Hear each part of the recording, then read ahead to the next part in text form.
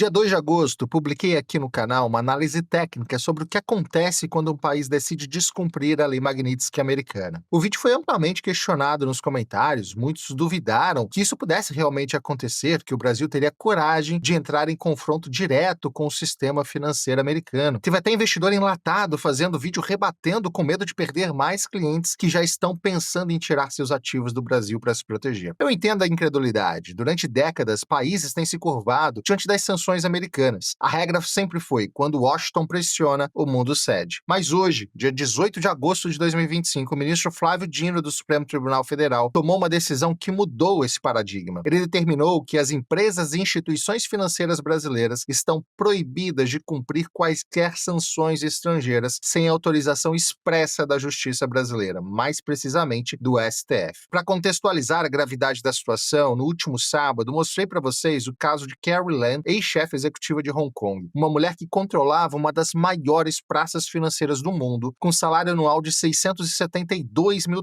e que, após ser sancionada pela lei Magnitsky, passou a viver com pilhas de dinheiro em casa, porque nem mesmo os bancos chineses ousaram protegê-la, violando a sanção americana. Eu sou Davi Aragão, você está no Hub TNT, e hoje eu vou analisar com vocês uma situação sem precedentes na história das relações entre Brasil e Estados Unidos. Pela primeira vez, o Brasil não apenas disse não às pressões americanas, ele institucionalizou essa resistência após uma decisão judicial do Supremo Tribunal Federal. O que vocês vão ver hoje não é uma análise política ou uma tomada de partido de um dos lados. É uma análise jurídica fria e objetiva sobre as consequências práticas de uma decisão que coloca o Brasil em águas nunca antes navegadas por ninguém no mundo. Fiquem até o final, porque vou mostrar os precedentes históricos de países que tentaram desafiar esse sistema e explicar por que a situação brasileira é tecnicamente diferente de tudo o que já vimos na história mundial. O Brasil acaba de entrar num experimento geopolítico em tempo real, e todos nós somos as cobaias. Para analisarmos tecnicamente a decisão do ministro Flávio Dino, preciso começar esclarecendo uma confusão fundamental que está dominando o debate público. A decisão de Dino estabelece que leis estrangeiras não produzem efeitos automáticos no Brasil sem homologação judicial. Até aí tudo bem, a legislação brasileira já prevê isso de fato e a relação entre os países também. Mas aqui está um ponto crucial que a maioria das análises está perdendo. A lei Magnitsky nunca operou através de imposição direta de leis americanas em território estrangeiro. A lei Magnitsky é uma legislação americana que regula o que empresas e cidadãos americanos podem fazer. Ela geralmente proíbe todas as transações por cidadãos americanos ou dentro dos Estados Unidos que envolvam quaisquer bens ou interesses de pessoas sancionadas pela lei Magnitsky. A lei não ordena que bancos brasileiros façam qualquer coisa. Ela simplesmente proíbe empresas americanas de fazerem negócios com pessoas sancionadas. E aqui está uma distinção jurídica fundamental para a gente entender tudo. A lei exclui do sistema bancário, ela exclui de qualquer transação comercial com empresas americanas ou que tenham relação com os Estados Unidos. O poder da lei Magnitsky não vem da sua aplicação forçada no Brasil, mas do fato de que empresas brasileiras, por decisão própria, escolhem seguir essas restrições justamente para poder preservar suas relações comerciais com os Estados Unidos. A legislação americana geralmente proíbe todas as transações por cidadãos americanos e proíbe que Moraes faça negócios com qualquer empresa norte-americana. Quando o banco brasileiro decide não oferecer serviços a uma pessoa sancionada, não está cumprindo a lei estrangeira imposta ao Brasil. Está tomando uma decisão comercial para preservar suas operações americanas e seu relacionamento com outras instituições aqui nos Estados Unidos. Do ponto de vista jurídico, a decisão de Dino cria uma proteção teórica contra algo que tecnicamente não existe. A lei Magnitsky não força bancos brasileiros a bloquearem contas. Ela torna arriscado para esses bancos manterem relações com pessoas sancionadas. Mas a decisão final sempre foi comercial e não legal. Essa diferença é crucial porque revela uma desconexão entre a proteção jurídica oferecida pela decisão de Dino e a realidade prática de como as sanções americanas de fato operam no mundo. Não estamos falando de imposição de leis estrangeiras no Brasil, mas de consequências comerciais voluntariamente aceitas por empresas que querem manter acesso ao mercado americano. Vou explicar tecnicamente como que as sanções americanas realmente funcionam, porque essa compreensão é fundamental para avaliarmos a eficácia da resposta brasileira. Os alvos da lei Magnitsky são incluídos na lista de cidadãos especialmente designados e pessoas bloqueadas, conhecida aqui nos Estados Unidos como ICDN List. E essa lista é gerenciada pela Agência de Controle de Ativos Estrangeiros dos Estados Unidos, a OFAC.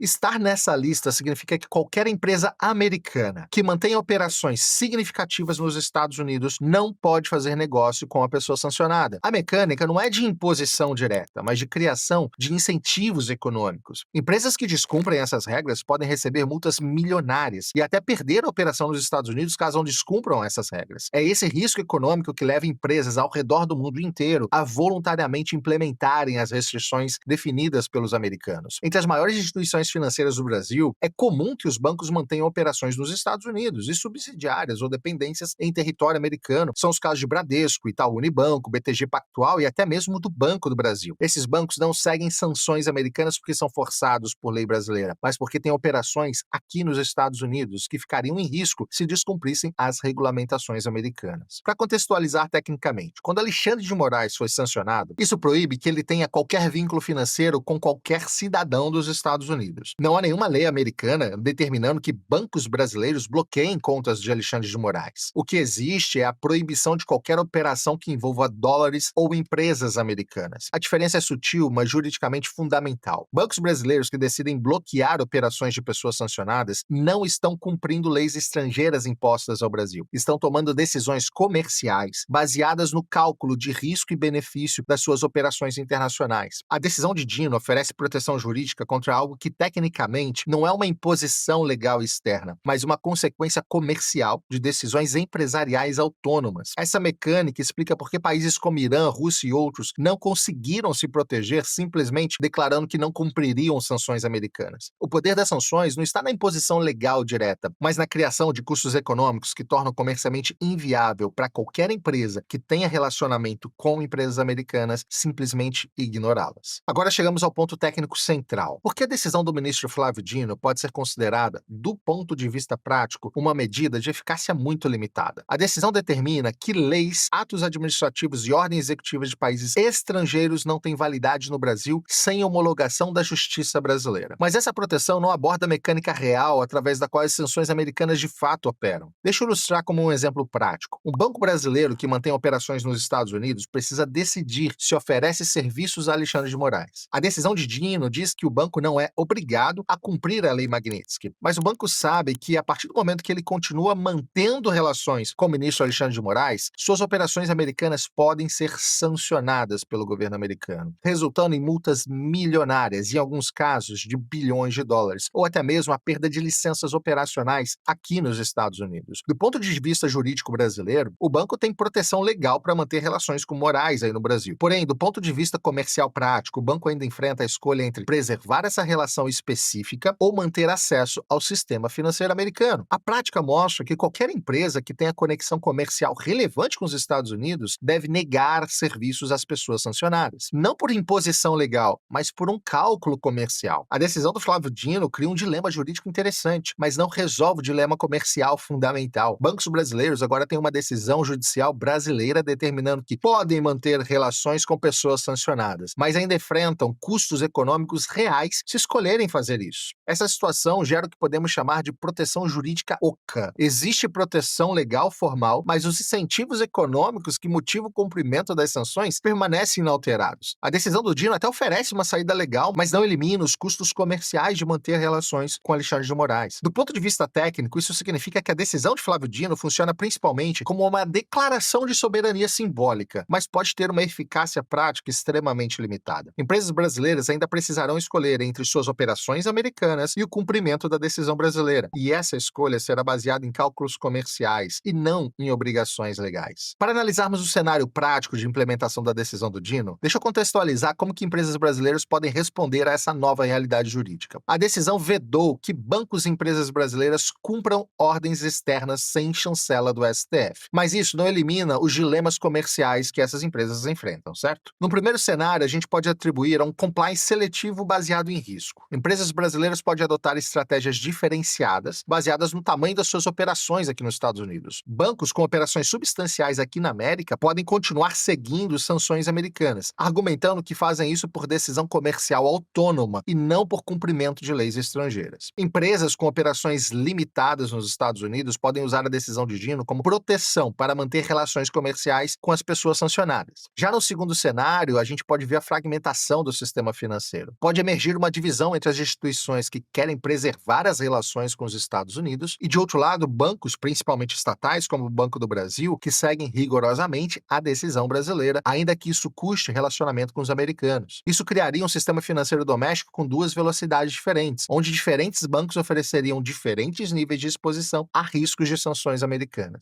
A questão técnica crucial é que bancos brasileiros têm operações nos Estados Unidos e subsidiárias ou dependências em território americano. Essas operações permanecem vulneráveis às sanções americanas independente da proteção jurídica oferecida no Brasil. Os bancos precisarão escolher entre integração global ou soberania nacional, como dita pelo STF. E essa escolha tem custos econômicos muito fortes. Do ponto de vista prático, a decisão de Dino pode funcionar melhor para empresas e serviços que operam primariamente no mercado doméstico brasileiro, que não tem relação com os Estados Unidos. Porém, para instituições com operações internacionais significativas, que é a realidade na maioria dos bancos brasileiros, a proteção oferecida pode ser limitada pelos custos de implementação. Mas existe uma consequência ainda mais grave se olharmos para esse cenário de maneira fria e objetiva. E se o Brasil, através de um de seus poderes, como o Supremo Tribunal Federal, insistir em blindar o Alexandre de Moraes? Como nós falamos no outro vídeo, se essa blindagem ocorrer de fato e de forma explícita, obrigando bancos e empresas brasileiras a manterem relações comerciais com alguém sancionado pela Lei Magnitsky, o governo americano poderá interpretar isso como não apenas um ato de soberania nacional, mas como um movimento institucional de proteção a um violador de direitos humanos. Como nós falamos no vídeo de sábado da Carol Lane, nem o governo de Hong Kong de fato tomou essa atitude. Ninguém fez isso até hoje no mundo. E aqui está o ponto crítico. A lógica da Lei Magnitsky não é apenas punir indivíduos, mas também qualquer Estado que, de forma direta ou indireta, se posicione contra a aplicação das sanções. Se isso acontecer, o risco imediato é a extensão das chamadas sanções secundárias. Isso significa que não apenas o ministro permaneceria isolado, mas que empresas e até mesmo autoridades brasileiras poderiam se tornar alvos diretos. Imagine, por exemplo, bancos brasileiros que, amparados por decisão do STF, continuem operando contas de Moraes. Para os Estados Unidos, isso configura uma conivência institucional. O resultado seria a exclusão desses bancos do sistema financeiro internacional baseado no dólar, algo parecido com o que aconteceu com os bancos russos após a invasão à Ucrânia, por exemplo. Sem acesso ao sistema de compensação internacional, o SWIFT, e sem relações bancárias com instituições americanas, os bancos brasileiros ficariam praticamente paralisados em suas operações internacionais, contando apenas com alguns poucos países no mundo que aceitariam fazer qualquer tipo de negócio com um país sancionado, como é o caso da China, por exemplo. E não para por aí. Empresas exportadoras brasileiras, mesmo aquelas que não têm relação direta com Moraes, poderiam sim ser vistas como entidades de risco pelos Estados Unidos e seus aliados. Basta lembrar aqui o caso do Irã. Companhias que mantinham qualquer vínculo com instituições iranianas foram proibidas de operar nos Estados Unidos. O mesmo pode acontecer no Brasil. Exportadoras de commodities, como soja, carne ou minério, podem ter contratos questionados e embarques bloqueados, não só pela tarifa, mas por conta de sanções. Multinacionais americanas poderiam ser legalmente proibidas, por exemplo, de contratar fornecedores brasileiros. E seguradoras internacionais poderiam se recusar a emitir apólices para cargas do Brasil, encarecendo e inviabilizando o comércio exterior, como a gente já abordou de forma muito ampla quando a gente explicou as implicações da Lei Magnitsky de fato. Na prática, isso significa um isolamento econômico gradual. O Brasil poderia continuar negociando com países que não seguem a política americana, como a China e a Rússia, por exemplo, mas enfrentaria barreiras crescentes no mercado como a Europa, América do Norte e outros aliados estratégicos dos Estados Unidos. Investidores internacionais, já avessos ao risco, poderiam iniciar uma retirada em massa de capitais, o que geraria uma desvalorização cambial, inflação e instabilidade do mercado de crédito. O simples fato de o Brasil ser percebido como um país que protege um sancionado por violações de direitos humanos já seria suficiente para disparar alertas em agências de rating, reduzindo a nota de crédito soberano e encarecendo ainda mais financiamentos internacionais. E aqui entra principalmente o aspecto político. Ao blindar Moraes, o Brasil se colocaria em uma rota de colisão não apenas com os Estados Unidos, mas com todo o bloco ocidental que adota a Lei Magnitsky como uma ferramenta de política externa. Canadá, Reino Unido e União Europeia possuem legislações semelhantes. Isso significa que não estaríamos falando apenas de um atrito bilateral, mas de um isolamento multilateral. Bancos europeus, que hoje são parceiros importantes do sistema financeiro brasileiro, também poderiam cortar relações. O efeito acabaria sendo em cascata. Um ministro blindado do Brasil custaria, na prática, a credibilidade e a integração econômica do país no sistema financeiro internacional. A decisão do ministro Flávio Dino representa, sim, um marco importante na afirmação da soberania jurídica brasileira. Mas a sua eficácia prática dependerá de como empresas e instituições brasileiras navegarão entre proteção legal doméstica e custos comerciais internacionais. A análise técnica técnica mostra que a decisão oferece uma solução jurídica para um problema que opera primariamente através de mecanismos comerciais e não políticos. Do ponto de vista histórico, declarações de soberania financeira tendem a ser mais eficazes quando acompanhadas por alternativas econômicas viáveis. A decisão de Dino cria o espaço legal para que essas alternativas se desenvolvam, mas não garante que surjam automaticamente. O sucesso da medida vai depender da capacidade do Brasil em oferecer sistemas financeiros e comerciais que permitam às empresas operar com autonomia real em relação ao sistema americano. E isso só será possível se o Brasil se aliar cada vez mais aos BRICS, um bloco econômico que antagoniza com os Estados Unidos e que pretende, sim, ser cada vez mais independente dos americanos. Para profissionais brasileiros, especialmente aqueles com qualificações internacionais, esse momento representa tanto desafios como oportunidades. O importante é manter a perspectiva baseada em análise técnica, ao invés apenas de especulações. As relações entre Brasil e Estados Unidos evoluíram ao longo de décadas através de períodos de aproximação e distanciamento. A decisão de Flávio Dino é mais um capítulo dessa relação complexa, não necessariamente o seu ponto final, mas indica cada vez mais um distanciamento institucional e político do Brasil em relação aos Estados Unidos. De fato, as instituições brasileiras, através de seus poderes, estão sim se encaminhando para um afastamento dos Estados Unidos. E as consequências disso a gente só vai ver com o passar do tempo. Se inscrevam aqui no canal, porque eu vou continuar analisando tecnicamente esses desenvolvimentos conforme eles evoluírem, sempre priorizando dados verificáveis sobre a especulação política. E me digam aqui nos comentários, vocês acham que a decisão do Dino conseguirá efetivamente proteger empresas brasileiras dos custos comerciais de não seguir as sanções americanas? A resposta a essa pergunta vai determinar se a gente está vendo de fato uma mudança fundamental, ou seja, qual vai ser a posição dos Estados Unidos nesse momento contra países que de fato resolvem blindar suas autoridades, mesmo que elas estejam sendo acusadas de violar liberdades individuais e direitos humanos. Se você gostou desse vídeo, não esquece de deixar o seu like, se inscreve para ser notificado, todo dia tem vídeo novo aqui no canal. Mais uma vez, agradeço a sua companhia. Até a próxima.